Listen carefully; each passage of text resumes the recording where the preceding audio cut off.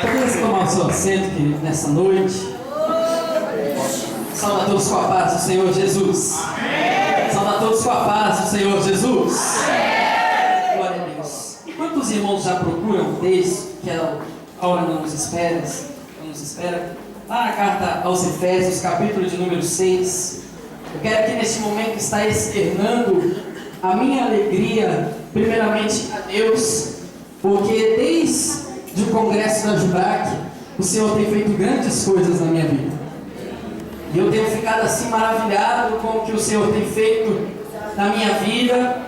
E eu só tenho que agradecer a Deus, porque o Senhor me fez entender. Hoje eu estava orando e eu agradecia muito a Deus. E eu dizia: Senhor, muito obrigado pelo investimento que Ele fez na minha vida.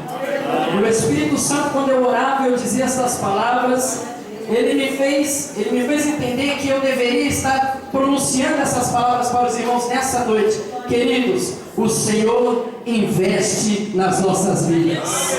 Cutuca o teu irmão aí para ver se ele está acordado. Cutuca ele, chacoalha ele aí.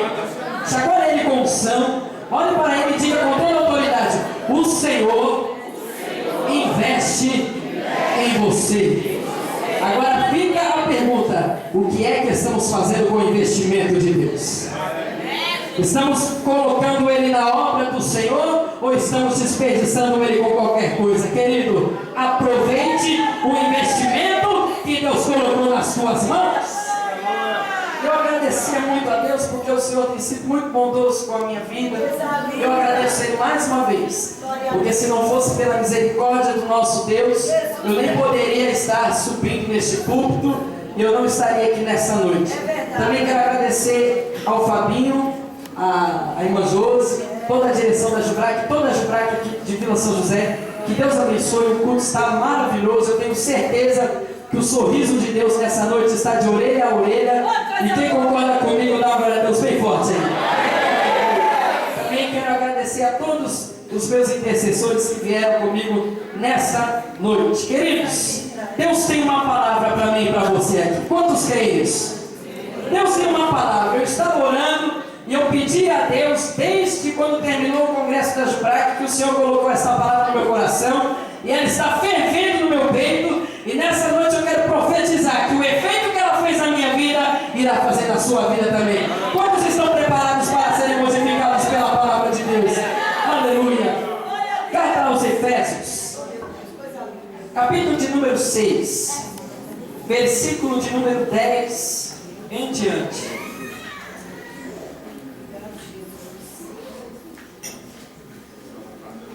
Diz a palavra do Senhor: no demais, irmãos meus, fortalecei-vos no Senhor e na força do seu poder.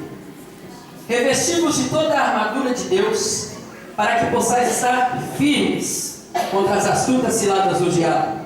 Porque não temos que lutar contra a carne e sangue, mas sim contra os principados, contra as potestades, contra os príncipes das trevas deste século, contra as hostes espirituais da maldade nos lugares celestiais. Portanto, tomai toda a armadura de Deus, para que possais resistir no dia mau, e havendo feito tudo, ficar firmes. Estai, pois, firmes, tendo cingido os vossos lombos com a verdade, e vestida a couraça da justiça, e calçado os pés na preparação do evangelho da paz, tomando sobretudo o escudo da fé, com o qual podereis apagar todos os dardos inflamados do maligno. Tomai também o capacete da salvação e a espada do Espírito, que é a palavra de Deus, orando em todo o tempo, com toda a oração e súplica no Espírito, e vigiando nisso com toda a perseverança e súplica por todos os santos. Pega na mão do seu irmão agora com muita autoridade, chacoalha ele de novo, olhe para ele com um olhar de profeta, como se você estivesse vendo o oculto, o profundo e o escondido, até ele ficar com medo. Olhe para ele e fica assim: nessa noite, o Senhor irá nos levantar como um exército do céu. Quantos acreditam nisso? Aplauda esse Deus com muita força.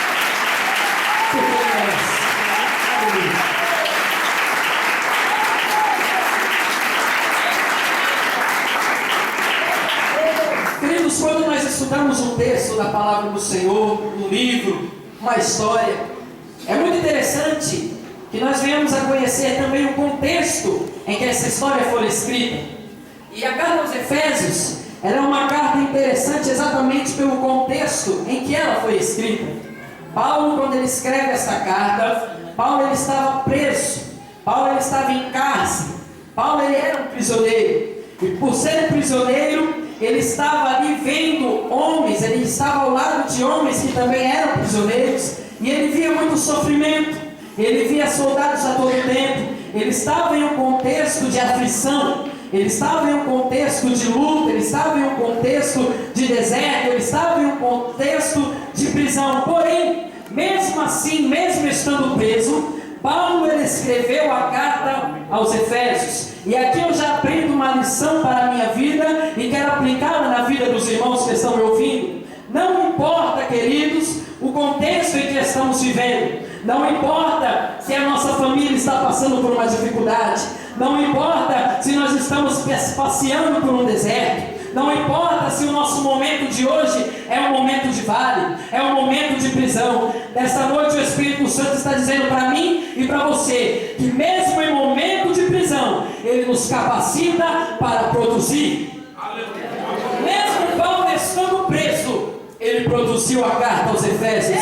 E nessa noite o Espírito Santo está dizendo para mim e para você: não importa o deserto, produza no deserto. Não importa o vale, produza no vale. Não importa a dificuldade, produza na dificuldade. Sabe por quê? Vou te contar um segredo. O nosso Deus, Ele é especialista em produzir em momentos de dificuldade. A Bíblia diz que o povo estava peregrinando no deserto. De repente o povo chega, reclama para Moisés. Moisés vai até Deus e fala: Senhor, o povo está com sede. Eu imagino Deus olhando para Moisés e falando: não tem problema, Moisés, vocês estão no deserto? Estão, mas eu sou especialista em produzir no deserto.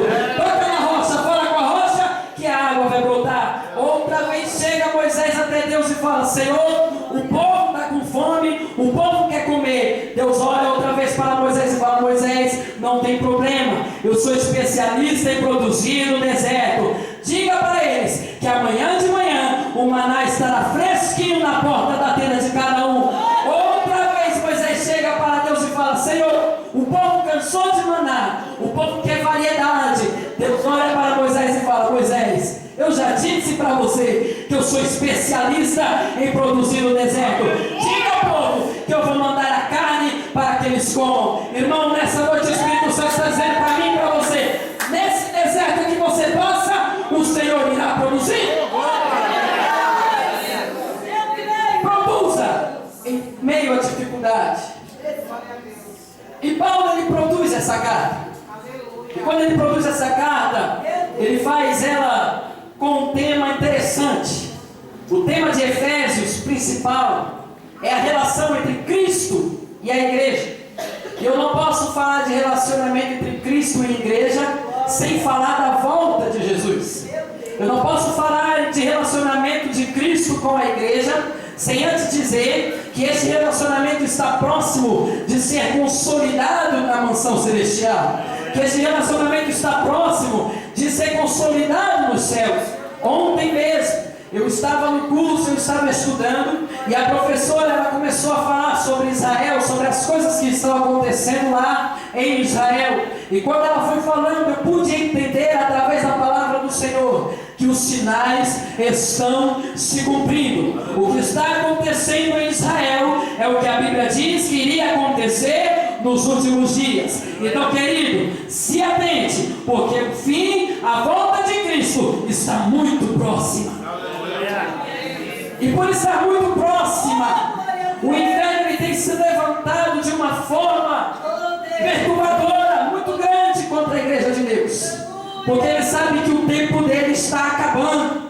Você talvez não conheça muito a palavra, mas o diabo conhece ela muito bem, e ele sabe que o tempo dele está acabando. O que é que ele está fazendo? Ele está investindo para fazer com que eu e você caiamos durante a batalha, caiamos durante a jornada, caiamos durante a guerra. E essa noite o Espírito Santo ele me deu uma palavra para nos fortificar para a guerra. Cutuca o irmão que está do seu lado, olhe para ele e diga: nessa noite, o Senhor irá nos fortificar para a guerra.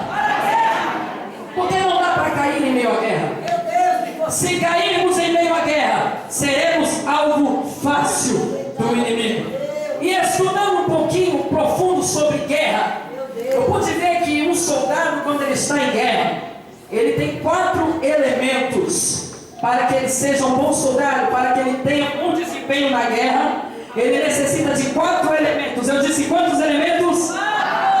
O primeiro elemento é a preparação.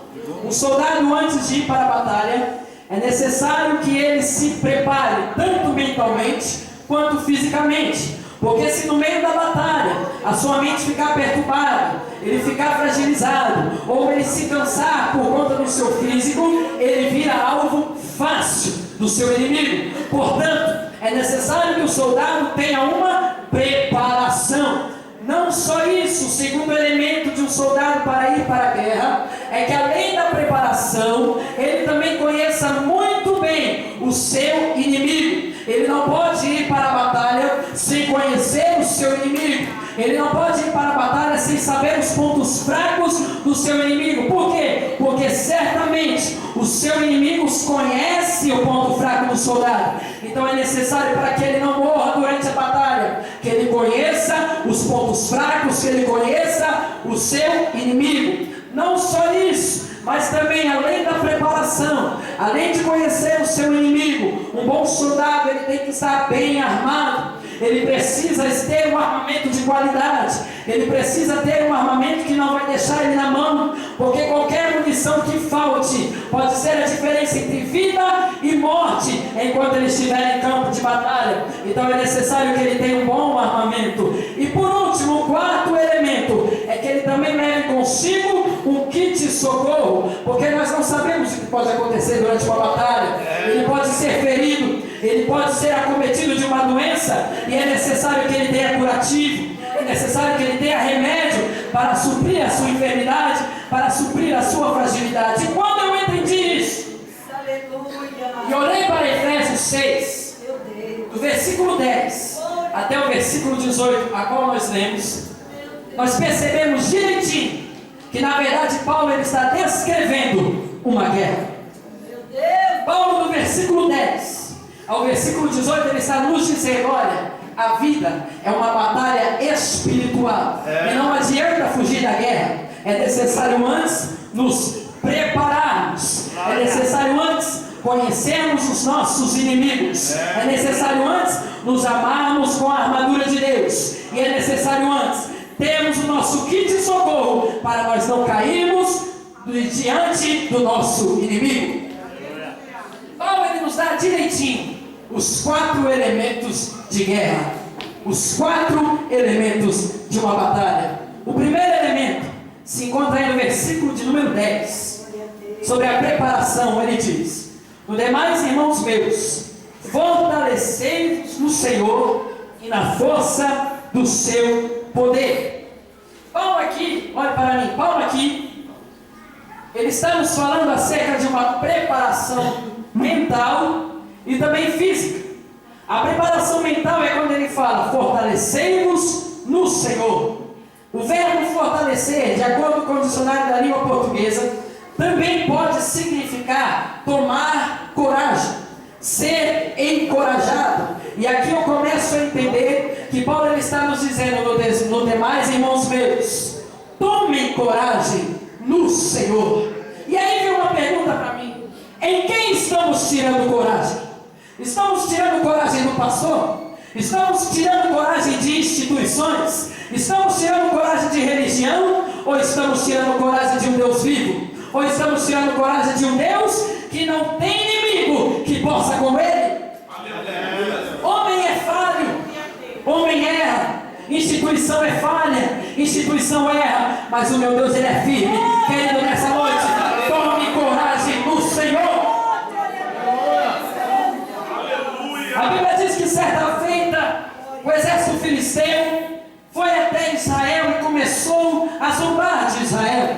Por quê? Porque eles tinham um soldado magnífico, um soldado preparado, ele era um gigante, ninguém chegava na estatura dele, chamado Golias. E Golias começou a zombar, porque o exército inteiro de Israel, que venceu tantas batalhas, tremeram diante de Golias. Só que de repente, chega um pastorzinho de ovelhas, um homem, um moço que ninguém dava nada para ele, só que ele tinha um segredo. Ele não tomava coragem na força da sua espada, ele tinha coragem na força do Senhor. Aleluia. Esse era o diferencial de Davi. A Bíblia diz que quando Davi ele chega diante de Golias, ele olha para Golias e fala: quem é esse incircunciso que fica zombando de Israel e do Deus vivo? Os seus irmãos certamente chegaram para ele e falaram: sai daqui, você não é soldado, vai cuidar das ovelhas. Mas ele estava convicto do Deus que ele servia. A Bíblia diz que ele foi até Saul e falou: Saul, eu quero lutar com ele. Saul, quem sabe, deu uma risadinha, olhou para a estatura dele e disse: meu filho, como é que você vai lutar com ele se você não tem experiência de guerra, se você não tem experiência com espada? Naquele momento, Davi ele começa a relatar a sua vida, e é nesse relato que a gente consegue perceber a essência de coragem que Davi tinha. Ele começa a dizer: Saul, ó rei, certa feita veio um leão e ele arrebatou uma das ovelhas de meu pai. Eu fui até o leão, feri ele, ele se levantou, veio contra mim, eu peguei na barba dele e tirei a ovelha dele. Outra vez veio o urso também arrebatou uma ovelha, porém eu fui atrás dele, feri ele e tirei a ovelha dele. E se você continuar os versículos, você vai ver que lá na frente ele afirma para Saul: porque o Senhor me entregou o leão e me entregou o urso. Querido, eu não sei qual é o teu desafio, mas nessa noite, tome coragem no Senhor, que Ele está entregando esse desafio nas tuas mãos. E agora, vamos encurtar a história, os irmãos conhecem melhor do que eu. Davi está diante de Golias. Golias começa a zombar, e ele fala: oxe, Israel trouxe um cachorro para lutar comigo? Não tem soldado em Israel? Davi olhou para ele e falou: Golias, você é todo pomposo? Você é todo corajoso? Porque você tem uma armadura, você confia na sua espada, na sua lança. Porém eu vou a ti na força do Senhor dos exércitos. Essa é a diferença. Cutuca o teu irmão e fala: toma coragem do Senhor dos exércitos. Não só isso, mas Paulo continua dizendo: fortalecei-vos no Senhor e na força do seu poder. Eu me perguntava para Deus e falava: Senhor, por que, Pai, muitas pessoas caem? Tudo bem, a queda, a Bíblia mesmo diz que os jovens certamente cairão, mas o Senhor também diz que Jesus venceu o mundo, então nós também podemos vencer. Mas por que quando as pessoas caem, levantam, algumas não conseguem se manter e ficam no seu cotidiano, numa rotina de recaídas? E eu me perguntava isso para Deus, e o Senhor ele me deu uma resposta. E ele disse: Abner, o problema é que muita gente quer se manter de pé usando a sua força. E aí eu te pergunto: quem foi que disse que nós temos que usar a nossa força para ficar de pé? Paulo está dizendo aqui: e na força do seu poder. Do poder de quem? Do poder dele. Querido, você caiu, tudo bem, se levante, o Senhor te perdoa, Ele te capacita, o sangue de Cristo te redime, mas fique de pé na força do poder dele. Um dia Josafá estava com o seu reinando em Judá, quando de repente ele recebeu a notícia que 3 reinos estavam vindo contra o povo de Judá. Ele olhou para o seu exército e disse: meu Deus, agora acabou. 3 exércitos contra o meu, não dá, nós vamos perder. O que é que Josafá fez? Foi orar. E o interessante é que ele colocou todo mundo para orar e para jejuar, inclusive os animais. Todos jejuavam, todos oravam. Quando de repente o Senhor ele toma a vida de um jovem, e através desse jovem o Senhor dá a seguinte mensagem: Josafá, eu escutei o seu clamor, Eu escutei um clamor do povo, e eu tenho uma coisa para te dizer: nesta peleja não tereis que pelejar, porque eu, o Senhor, pelejarei por vós. Na força do poder dele, é na força do poder dele que você vai vencer esse exército. A dificuldade parece maior, mas é na força do poder dele. E o interessante nesse texto, querido, preste atenção, é que depois que Deus fala para Josafá que naquela peleja eles não teriam que pelejar, mas que ele pelejaria pelo povo, ele dá somente uma ordem para Josafá. Eu só quero que você faça o seguinte: pegue levitas, coloca na frente do exército e louve ao meu nome. Você não entendeu? Eu vou melhorar para você. Às vezes nós passamos por algumas dificuldades, por alguns problemas, que nós não temos o que fazer. Qual é a sugestão do Espírito Santo para mim e para você nessa noite? Louve ao Senhor. Mas o vento está batendo o contrário. Louve ao Senhor. Mas o gigante ele tem 3 metros de altura, ele tem uma espada grande, ele é poderoso. Louve ao Senhor. Mas a muralha é muito grande, não dá para empurrar, não dá para cair. Louve ao Senhor. As pessoas vão estranhar, vão olhar para você e falar: como é que ele pode passar por aquela dificuldade e está cantando? Querido, o texto continua e a Bíblia diz que enquanto eles louvavam, o Senhor operava um milagre. Enquanto você louva, que Deus batalha por você. Enquanto você louva, que o milagre acontece. Louve ao Senhor. Nessa noite levante a mão direita para cima e fale: nessa noite eu tomo posse do primeiro elemento do soldado de Deus. Eu vou sair daqui preparado para a batalha. Quantos estão preparados para a batalha? Exaltem ao Senhor.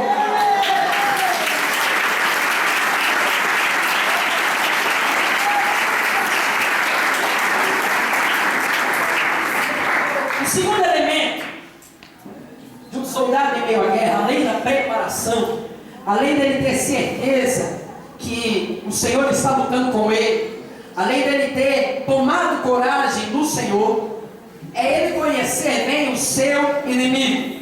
Versículo de número 12, Paulo ele nos dá exatamente quem é o nosso inimigo. Ele fala: porque não temos que lutar contra carne e sangue, mas sim contra os principados, contra as potestades, contra os príncipes das trevas deste século, contra as hostes espirituais da maldade nos lugares celestiais. Percebam que em nenhum momento Paulo disse que nós temos que lutar contra o irmão que está sentado do nosso lado.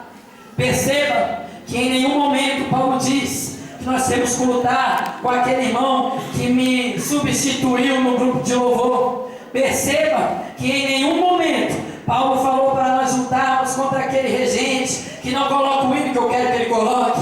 Perceba que em nenhum momento Paulo disse para nós lutarmos com irmãos. Paulo ele fala: lutem, mas lutem contra o inferno. E o que nós vemos nos dias de hoje?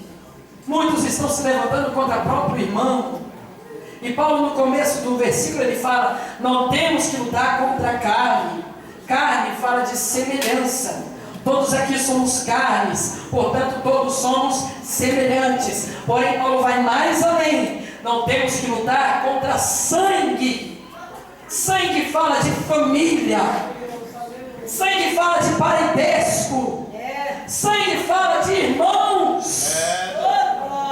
Irmão, olha a profundeza da palavra que Paulo está proferindo. Não temos que lutar contra irmãos. Estamos todos no mesmo objetivo, estamos todos no mesmo rumo, estamos todos na mesma jornada. Vamos nos juntar e lutar contra o inferno. Existe um grande problema de lutar contra irmão. A Bíblia diz que certa feita Moisés estava administrando o povo de Israel, e Miriam e Arão começaram a se levantar contra Moisés. Miriam começou a questionar: poxa, só tem Moisés de profeta? Por que Deus só fala com Moisés? Por que Deus não fala comigo também? Por que Deus não fala com Arão? Porque só tem Moisés de profeta. Queridos, aquilo, Deus estava olhando aquilo. Porque nada está escondido dos olhos do Senhor. Eu posso muito bem sair do culto e falar mal do William, ele não vai ver, mas o Senhor, ele está olhando o que é que eu estou fazendo. E ele vai tomar a providência. A Bíblia diz que Deus chama os três: Arão, Moisés e Miriam, para fora do arraial e ter uma conversa franca com os três. E fala: Miriam, por que é que você se enfureceu contra o seu irmão? Por acaso você tem algo contra o seu irmão? Você questiona por que eu falo com ele? Eu tenho uma coisa para te dizer, Miriam. Com o povo, com vocês, eu falo por meio de profetas. Mas com Moisés eu falo cara a cara. Com Moisés eu falo face a face. Irmão, isso gerou uma consequência terrível para o povo. O povo atrasou a jornada, porque naquele momento Miriam ficou leprosa. Ela teve que ficar separada do arraial. E enquanto ela estava leprosa, o povo não pôde sair de lá. Quando temos brigas, quando temos contendas, quando temos luta entre irmãos, a igreja não pode avançar. Para! O povo para! Nessa noite, tome consciência. O seu inimigo, o meu inimigo, não é esse que está sentado do seu lado, não. É o inferno, é Satanás, é as hostes, é o principado, é o príncipe das trevas. É esse que devemos lutar. Cutuca teu irmão, olha para ele e fala: não lute comigo, não. Não lute contra mim. Me ajude a lutar contra o inferno. Aleluia. O terceiro elemento de um soldado. O terceiro elemento de um soldado é o seu armamento.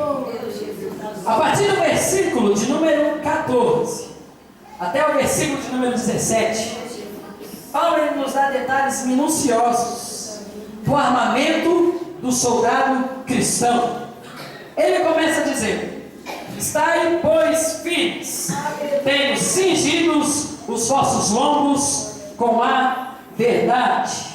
Esse é o primeiro armamento do cristão: cingir os vossos lombos com a verdade. E eu fui pesquisar um pouco sobre cingir os lombos, e eu encontrei que em tempos antigos, cingir os lombos era algo principal, era a primeira coisa que se fazia antes de começar a trabalhar. Perceba que quando nós lemos a Bíblia, tudo na Bíblia faz sentido, até a vírgula fala na Bíblia. E quando Paulo ele colocou esta primeira característica da armadura, não foi por acaso ela ser a primeira, porque na verdade em tempos antigos as pessoas, os homens e as mulheres, eles usavam vestidos, usavam roupas largas, usavam roupas que eram aparentemente confortáveis, porém não eram apropriadas para o trabalho. O que é que eles faziam? Eles pegavam um cinto e cingiam os seus lombos com o cinto, prendendo a roupa. E com a roupa presa, eles poderiam agora trabalhar. Por quê? Porque agora eles podem fazer movimentos. Agora eles não estão mais limitados. Trazendo isso para o mundo espiritual. Nós também temos que cingir os nossos lombos. Tem muita gente querendo guerrear com roupa larga, porque é mais confortável.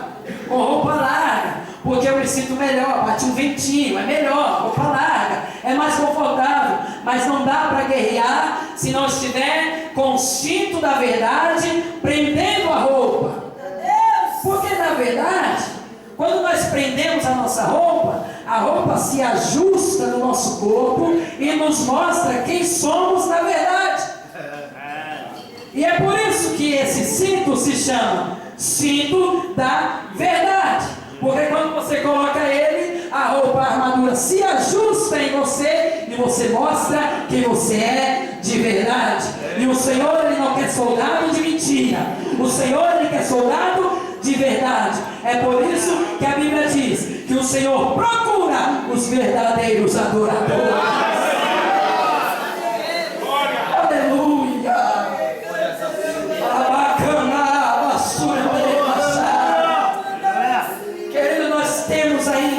Dentro da igreja, guerreando como Naamã. Você já percebeu como Naamã era grande?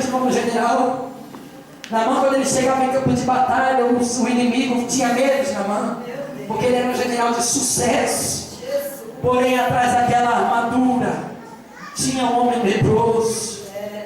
Ele fingia ser uma pessoa que na verdade ele não era, porque quando ele chegava em casa e tirava a armadura, ele olhava no espelho e quem sabe ele até chorasse. Ele tinha o respeito de todos, mas na verdade ele era um leproso. Querido, nessa noite o Espírito Santo te convida, nem que você tenha que mergulhar 7 vezes no Jordão, coloque o cinto da verdade. Aleluia. A segunda parte do armamento, ele fala: tendo cingido os vossos lombos com a verdade e vestida a couraça da justiça. Preste atenção. A couraça é uma parte da armadura que protege o peito. Do lado esquerdo do seu peito, você tem o seu coração, porque na verdade a couraça, ela serve para proteger o coração. E eu me perguntava ao Senhor, porque se você estudar um pouquinho sobre coração dentro da Bíblia, você vai ver que Deus, ele mostra uma preocupação grande com o coração. Em Provérbios capítulo 4, versículo 23, o Senhor, ele nos fala através da palavra: dentre todas as coisas que devemos guardar, guarde o seu coração. Então é algo precioso para Deus, é algo que faz diferença. E eu comecei a pesquisar e eu orava e eu dizia: Senhor, por que o coração é tão importante para ti? E eu pude encontrar dentro da palavra do Senhor, e orando a Deus, que coração nada mais é do que o reflexo do caráter do homem. O caráter, ele é refletido pelo coração. Aquilo que eu tenho no coração reflete o meu caráter. Se eu faço coisas boas, é porque existe uma bondade no meu coração e o meu caráter é bom. Se eu faço as coisas ruins, é porque o meu coração está contaminado, então o meu caráter está sujo. Então o coração fala de caráter. Mas o que é caráter? Tanto se fala de caráter. E o que é caráter? Caráter, de acordo com o dicionário, caráter nada mais é do que estilo de vida. Então eu posso entender que quando Paulo lhe fala vestida a couraça da justiça, se a couraça protege o coração, e o coração ele reflete o caráter, e o caráter é o estilo de vida, eu posso entender que Paulo está dizendo aqui que o meu e o seu estilo de vida tem que ser um estilo de vida segundo a justiça. E aí você me fala: mas minha justiça é dessa forma. Aí o outro fala: mas minha justiça é da forma B. Aí o outro fala: não, minha justiça é da forma C. E a justiça é... cada um tem a sua justiça. Mas queridos, se você ver no início do texto, Paulo está falando que essa armadura é de quem? De quem que é essa armadura? De Deus. Se a armadura é de Deus, a couraça é de Deus. Se a couraça é de Deus, a justiça também é de Deus. Então na verdade Paulo está dizendo: tenha um estilo de vida segundo a justiça de Deus. Nós temos que olhar o modo que estamos vivendo, queridos. Será que o modo de vida que eu estou levando é um modo de vida segundo a justiça de Deus? Será que o estilo de vida que eu estou tendo é o estilo de vida que Deus quer que eu tenha? Um dia Jesus estava ensinando, e eu disse isso lá no congresso, Jesus estava ensinando acerca de muitas coisas no Sermão da Montanha, e chega a um ponto que ele diz: antes de tudo, busca o reino de Deus e a sua justiça. Busque o reino de Deus e a sua justiça. Aqui está o estilo de vida da justiça de Deus: é buscar o reino de Deus. Aonde eu vou, eu estou buscando o reino de Deus. Nos meus pensamentos, eu estou buscando o reino de Deus. E aí Jesus completa: faça isso, porque tem consequência. Busque a justiça e todas as coisas vos serão acrescentadas. Busque a justiça de Deus. Aleluia. Tenha um estilo de vida diferenciado, querido. Glória. Não só isso, mas ele fala: e calçado os pés na preparação do evangelho da paz. Glória. Preste atenção. Eu me perguntei ao Senhor e eu disse: Senhor, por que também essa preocupação com o pé?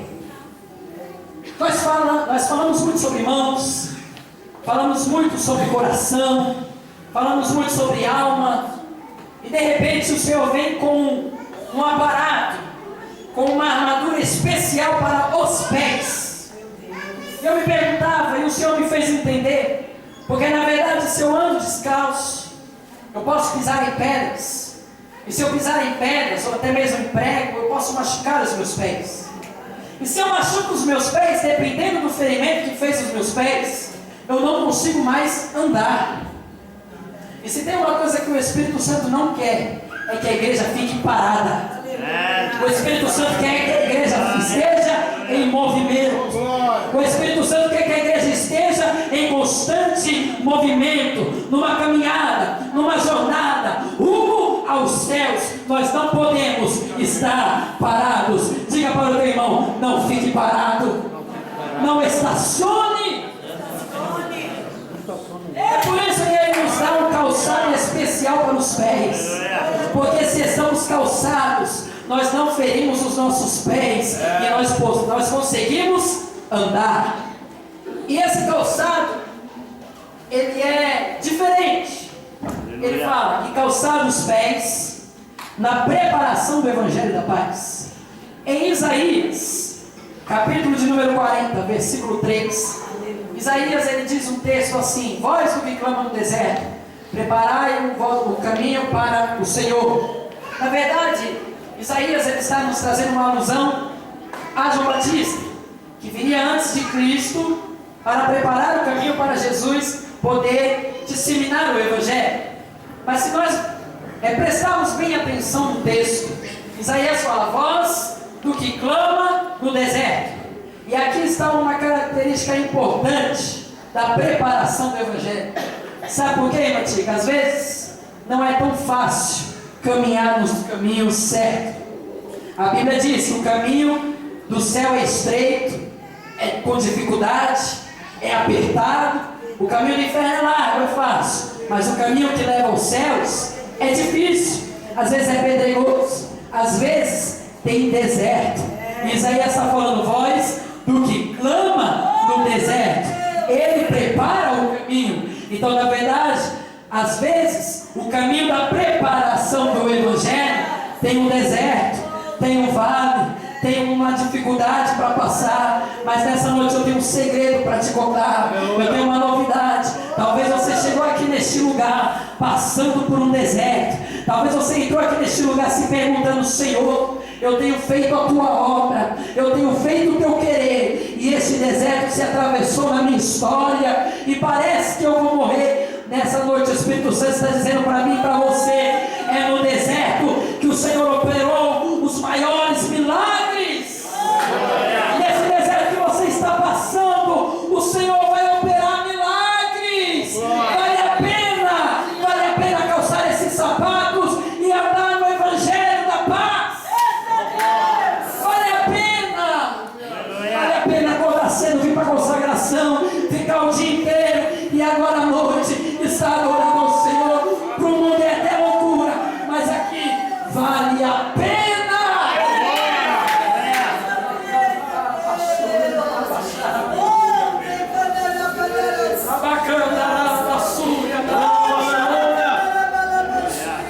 O jovem, às vezes, ele passa por algumas circunstâncias da vida que às vezes pode até colocar dúvida no seu coração.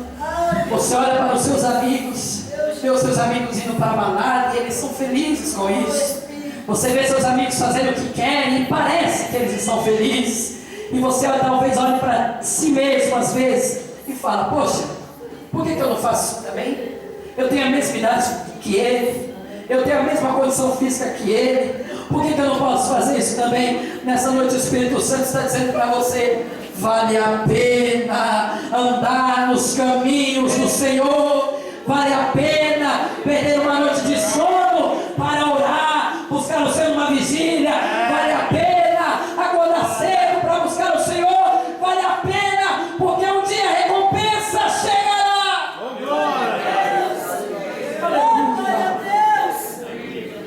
E Ele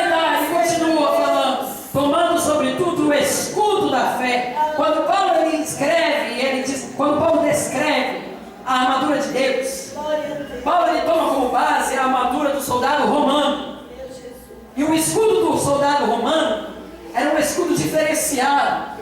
Ele era do tamanho do soldado e ele tinha um líquido por fora, no exterior do escudo. Por quê? Porque a arma do momento eram flechas, que na ponta da flecha tinha fogo. Então, se eles fossem com qualquer escudo, o fogo atravessava o escudo e feria o soldado. Por isso o soldado romano, ele tinha um escudo diferenciado para apagar os dardos inflamados do inimigo. E também assim é o escudo que o Senhor nos deu, o escudo da fé, para apagar os dardos inflamados do inimigo. É um escudo diferenciado. E qual é a função do escudo? O escudo é para a proteção do soldado. E ele fala que o escudo é a fé. A fé, então, na verdade, é para proteger o cristão. E eu me perguntava: Senhor, proteger do quê? E a resposta vem: dos dardos inflamados do inimigo. E quais são esses dardos? Que efeito causa esses dardos do inimigo? E o Senhor me levou até Jairo.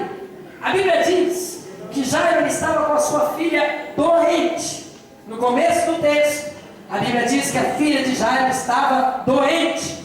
E ele vai ao encontro de Jesus, conta a sua história, e Jesus fala: eu vou até a sua casa e a sua filha será curada. Porém, no meio do caminho, acontece toda a história da mulher do fluxo de sangue, que os irmãos conhecem. A mulher toca em Jesus, a mulher, o sangue estanca, Jesus ministra a cura sobre ela, e todos ficam maravilhados pelo poder de Jesus. Naquele momento, eu imagino que a fé de Jairo aumentou mais ainda, porque Jesus estava indo para a casa de Jairo curar a sua filha, e no meio do caminho, Jairo viu o poder de Jesus. Então eu quero crer que naquele momento a fé de Jairo aumentou, quando de repente a Bíblia diz que chega alguém a Jairo e fala: Jairo, a sua filha morreu, não incomodes mais o mestre. Esse é o dardo inflamado do maligno. Quando nós estamos quase perto da vitória, quando estamos animados, quando estamos vendo o poder de Jesus, vem alguém com uma palavra para nos desanimar. Porque na verdade aquela palavra foi para dizer: Jairo, não tem mais jeito. Você está feliz porque Jesus curou a mulher, mas não tem mais jeito. Sua filha morreu. Agora, para você ver que a fé é o que nos protege desse desânimo, a Bíblia diz que na hora Jesus olhou para Jairo e disse: Jairo, crê somente. Aleluia. Jesus olhou para Jairo e disse: Jairo, tenha fé. Não importa o que as pessoas estão dizendo sobre a sua situação, tenha fé. Ainda tem jeito, ainda tem jeito, ainda tem jeito, ainda tem jeito, ainda tem jeito.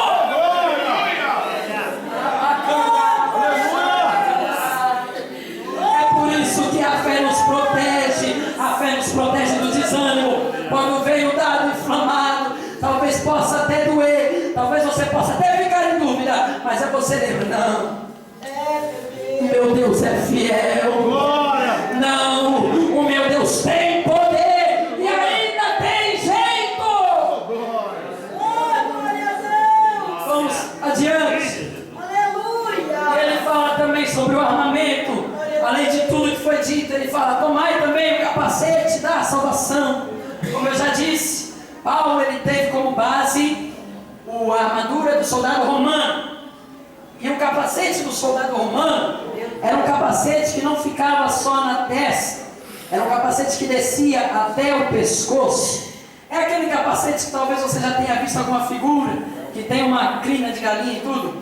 É aquele capacete que ele cobre todo o rosto até o pescoço.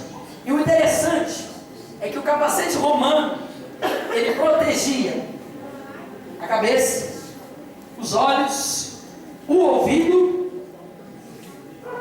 toda essa parte, e a boca.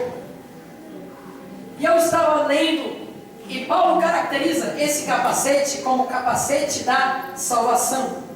E o Espírito Santo me fez entender que a nossa mente, os nossos olhos, a nossa boca, o nosso ouvido, são coisas que tomarmos cuidado, nos tira a salvação. E é por isso que temos que nos colocarmos o capacete da salvação. Para quê? Para proteger a nossa mente, proteger os nossos ouvidos, proteger a nossa boca e proteger os nossos olhos daquilo que o diabo apresenta para mim e para você.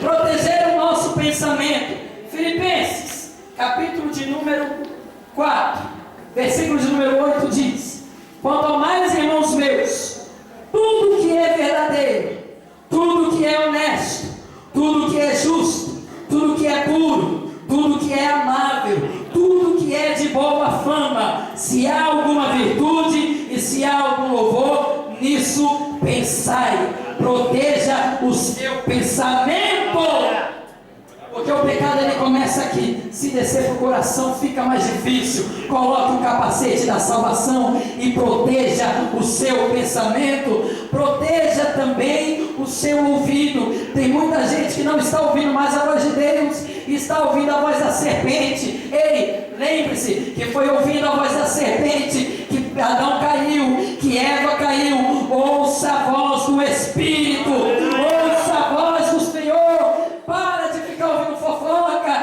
para de ficar ouvindo murmuração e ouça a voz do Senhor. Aleluia! Tome cuidado com a sua boca, com aquilo que você fala, porque a palavra tem poder. Profetiza ao invés de murmurar, profetiza ao invés de fofocar, profetiza, porque em Ezequiel capítulo de número 37, o Senhor leva Ezequiel para o vale de ossos secos e fala: Ezequiel, pode esses ossos reviver? Ezequiel falou: Senhor, não sei, tu sabes. Deus olha para Ezequiel e fala: Ezequiel, profetiza, profetiza, profetiza no vale da tua vida. Proteja os seus olhos, meu Deus, porque o pecado parece muito bonito, o pecado parece muito atraente, mas na verdade nos derruba. Que os nossos olhos venham ser olhos espirituais, para contemplar a beleza daquele que nos chamou para a vida eterna. Aleluia. O capacete da salvação. E também ele termina toda essa parte de armamento falando: e tomando consigo a espada do Espírito, que é a palavra de Deus. Aleluia. A espada é o armamento de ataque do soldado. A espada é a arma de ataque do soldado, e também assim é a arma de ataque do cristão. É a espada. E ele fala que essa espada é a palavra de Deus. Todos conhecemos o texto de Mateus 4, quando Jesus ele estava jejuando, veio Satanás lutar contra ele, tentar a Jesus, e Jesus venceu todas as tentações de Satanás através da palavra. Por quê? Porque Jesus sabia manusear bem a palavra, e isso é algo muito importante. Não adianta eu ter espada se eu não sei usar espada. Não adianta eu pegar a Bíblia, colocar debaixo do braço e só abrir no domingo. Eu não estou sabendo